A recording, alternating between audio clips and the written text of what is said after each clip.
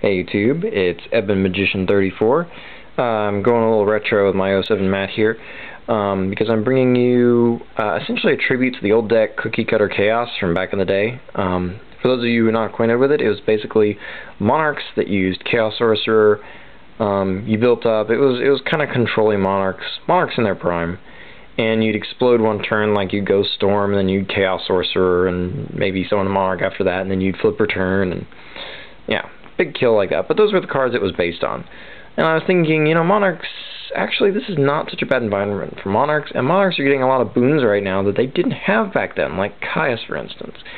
So I decided to try to build a deck based on that and see how it would do. And it's performing alright, and there may still be some bugs, but this is what I came up with. I did run it at a local tournament, so I do have a side deck, and I'll show you my side deck. I generally don't like to give side decks, and my reason for that is because everybody's local meta is different. And I have to build side decks for these decks for my local meta, rather than what I would expect to see necessarily at a given regional or a Shonen Jump or something like that, or at Nats. So since my meta is a little bit different, got to build it differently. So what are good choices for my side deck aren't necessarily great choices for you where you are. So take that with my side deck with a grain of salt. But anyway, moving on. As you might expect, 3 copies of the Mighty Caius. He's a Dark Monarch. It's what they didn't have back in the day. A Monarch who actually feeds Chaos Sorcerer. 2 copies of Zaborg. He kills a lot of stuff. The only thing that really scares him is Stardust Dragon. And that can be overcome too. But you only run 2 and he's light, and he likes to play with some of the other cards in the deck, which I'll get to in a second. Cyber Dragon, another great way to get into it. He feeds into the graveyard very quickly to give you the light to play with that dark monster. Heck, you can feed him to Caius, and as soon as Caius gets killed by your opponent, poof, there's your Chaos Sorcerer to get rid of the thing that killed Caius. Keep some point on that. 2 copies of Chaos Sorcerer. Pretty obvious for this deck. You can use him to remove something. Pretty much everything dies to him. And then, of course, you can feed him to a Monarch. Self-explanatory. He can also be reanimated if he's been properly summoned, which is, in an era of lots of cannot be special summoned except by, it's good to remember that this guy can be reanimated. This does not run the Destiny Hero engine. Instead, it's just using lots of straight power, kind of like the old Chaos Cookie Cutter stuff. 3 copies of Thunder King Ryo, part of the anti-meta that holds this deck together. Good light monster. All-around amazing card. 2 main deck copies of Kaiku the Ghost Destroyer. He hates on Lightsworn pretty hard, and he's not nice to most of the other graveyard-friendly decks out there for all the obvious reasons. So, there you go on that. And speaking of things that Zaborg plays well with, 2 copies of Honest. He also goes really well with Thunder King Ryo. And when you pitch him to keep one of your guys alive, this puts a light into the grave, of course, to help pay for that Chaos Sorcerer once again. Just one more way you can make sure that he's not a dead draw. Mystic Tomato. Sangan, one of your favorite targets for Mystic Tomato. And one of Sangan's absolute favorite targets, and one of the best cards I think in the deck, is Dimensional Alchemist. This guy should explain himself. If not, look him up, read what he does. You're going to be removing lots of stuff. This guy likes to remove things himself, and when he dies, he brings back a monster. He's just really good, and it doesn't matter how he dies as long as he's destroyed. If you tribute him, you won't get his effect, of course.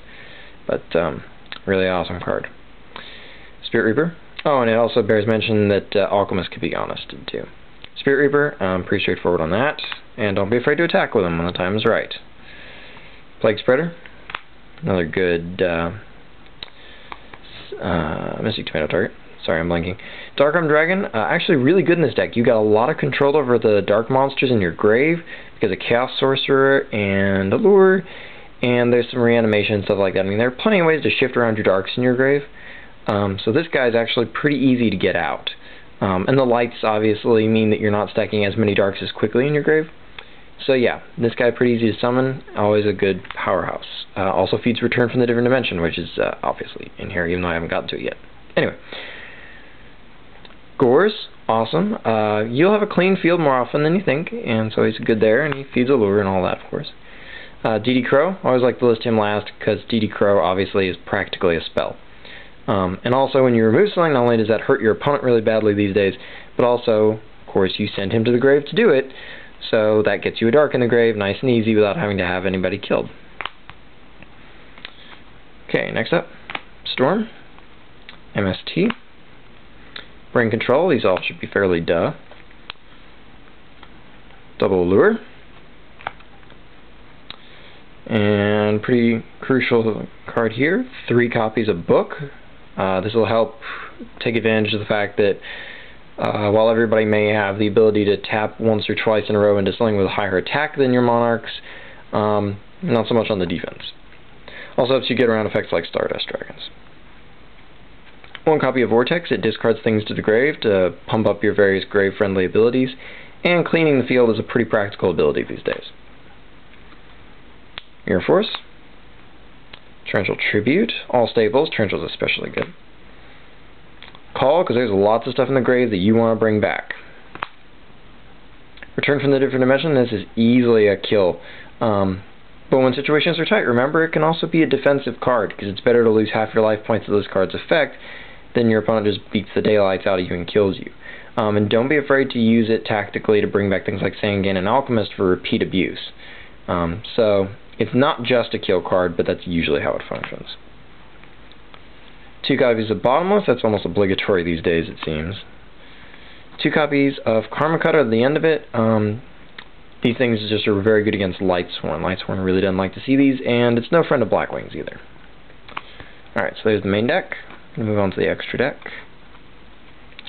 2 copies of Stardust. You won't be sinking a lot because you've only got 1 tuner, but still, you kind of want to cover all your bases here. Red Dragon, Colossal, Thought Ruler. Thought Ruler is really good against Blackwings. Avenging Knight, you can really touch this guy with all your light stuff. Black Rose, Armor Master, because you could brain. Life Trancer, Goyo, Double Brinac, because 6 is going to be a lot of what you're looking for, and let's face it, you can only run 1 Goyo. Tempest, because you can sync with Kaiku, and you never know when that little bit of damage is going to make the difference. Android, and Catastor. And real quick, here's that side deck. Once again, this is based on my meta. I'm not going to bother to explain most of it. 2 copies of Circo, 1 copy DD Warrior Lady, 2 copies of My Body's a Shield, 2 copies of Soul Release, that's mostly for my local meta. Trap Dust Shoot, which goes hand in hand with the next 2 cards. Mind Crushes, that's largely for Lightsworn. And so Limb, you can sign in different things based on the specific build, of course. And last but not least, 2 copies of Needle Sealing. Alright, and that's the deck, main extra inside. And until next time, rate, comment, subscribe, and enjoy.